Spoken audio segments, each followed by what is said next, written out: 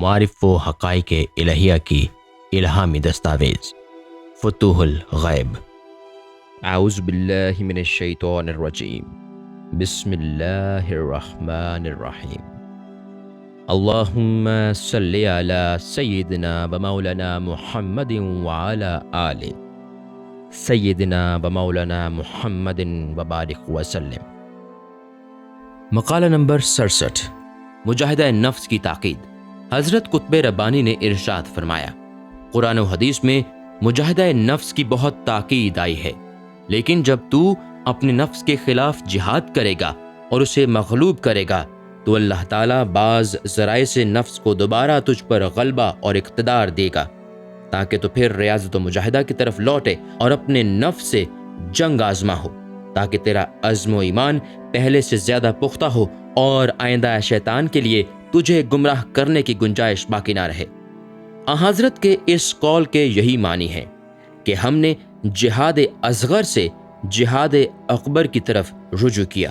گویا نفس کے خلاف جہاد کو جہاد اکبر فرمایا، لیکن جہاد بالسیف کو اس کے مقابل جہاد اصغر قرار دیا۔ بس جہاد اکبر سے مراد مجاہدہ نفس اور عبادت و ریاضت سے ہے، جس کا اللہ تعالیٰ نے حضور صلی اللہ علیہ وسلم کو حکم صادر فرمایا، اے پیغمبر اپنے پروردگار کی عبادت آخری دم تک کرتا رہے۔ اس عبادت پر دوام کا حکم ہے اور اس عبادت کی بہترین صورت مجاہدہ نفس ہے،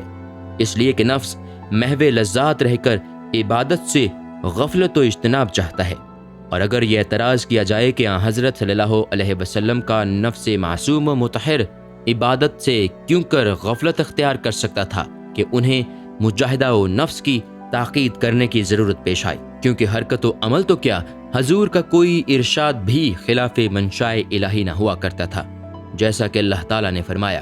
ہمارا نبی اپنی خواہش سے کچھ نہیں کرتا بلکہ اس کی ہر بات وہی ہوا کرتی ہے جو اس کی طرف بھیجی جاتی ہے۔ تو اس اعتراض کا جواب یہ ہے کہ ایسا خطاب تعلیم و تدریس شریعت کا ایک طریقہ ہے، ورنہ خطاب کا حقیقی مرجع اس قدر حضرت کی ذات مقدس نہیں جس قدر کے افراد امت ہیں۔ بس حضرت صلی اللہ علیہ وسلم کو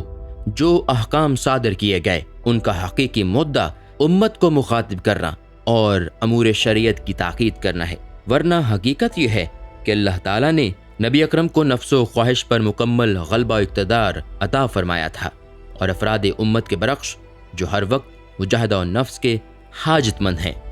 حضور کو مجاہدہ و نفس کی ضرورت نہ تھی۔ بس جب مومن مجاہدہ نفس پر مداومت کرے اور اتباع دستور شریعت سے نفس کو مغلوب کرے تو اللہ تعالیٰ اسے دنیا و عقبہ میں اپنی برگزیدہ نعمتوں سے فیض یاب کرے گا اور اسے بہشت کے بلند ترین درجات عطا فرمائے گا، جیسا کہ فرمایا، جو شخص روز حشر اپنے پروردگار کے سامنے کھڑا ہونے سے ڈرا اور نفس کو خلاف شریعت خواہشات کی پیروی سے محفوظ رکھا، اس کا مسکن یقیناً جنت ہے۔ بس جب مومن کی قرارگاہ جنت ہوگی اور دیدار الہی سے محفوظ ہوگا تو پھر وہ غیر جنت کی طرف رجوع نہیں کرے گا اور دنیا کی طرف لوٹنے سے بے پرواہ ہوگا۔ جس طرح وہ دنیا میں احکام الہی کا احترام کرتے ہوئے نفس امارہ کی خواہشات سے اجتناب کرتا تھا، اسی طرح اللہ تعالیٰ بہشت میں اس کے تقوی کی خاطر جزا دیتے ہوئے انواع نعیم کو اس کے لیے بسیط کر دے گا، جس کی کوئی غایت و انتہا نہ ہوگی۔ ان مخلصین و مومنین کے برعکس چونکہ کافر مشرک لوگ فقدان ایمان کے باعث فسق و فجور میں مبتلا رہا کرتے تھے، لہٰذا انہیں اتباع نفس کی وجہ سے دوزخ کے عذاب علیم میں مبتلا کرے گا، جیسا کہ فرمایا، مسلمانوں تم اس آگ سے بچو جو کافروں کے لیے تیار کی گئی ہے اور جس میں وہ ہمیشہ جلا کریں گے۔ پس روز حشر کفار اور فاسق و فاجر لوگوں کے لیے طرح طرح کے عذابوں کا بنیادی سبب ان کا اتباع احکام الہی سے احتراز اور خواہشات نفس کی اندھا دھن پیروی ہوگا۔ اللہ تعالیٰ نے فرمایا، اے نبی کیا آپ نے ان لوگوں کو نہیں دیکھا جنہوں نے اپنا معبود اپنے نفس کو بنا رکھا ہے؟ بس اللہ تعالیٰ مجاہدہ نفس کرنے والے مومنین کو جنت میں ہر وقت نئی نئی اور تازہ نعمتیں عطا کرے گا، اور ان کی یہ خاطر تواضع اور عزت و توقیر دنیا میں نفس کے خلاف جہاد کرنے اور اسے اللہ تعالیٰ کے اوامر و نواہی کا مطیع بنانے کا باعث ہوگی۔ اور یہی معنی ہے اس ارشاد نبوی کے کہ دنیا آخرت کی کھیتی ہے